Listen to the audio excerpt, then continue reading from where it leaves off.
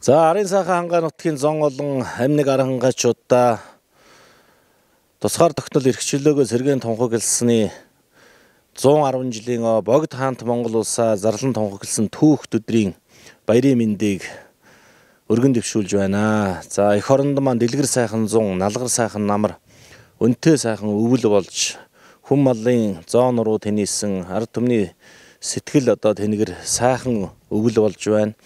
За Монголын ард түмэн арын сайхан хангаачууд бас хэдийгээр цар тахлын ийм нөхцөл байдалд ажиллаж амьдарч байгаа ч гэсэн амжилт бүтээлээр дүүрэн 2021 оноо үдэж айлчлан ирж байгаа 2022 оноо угтан авч байна.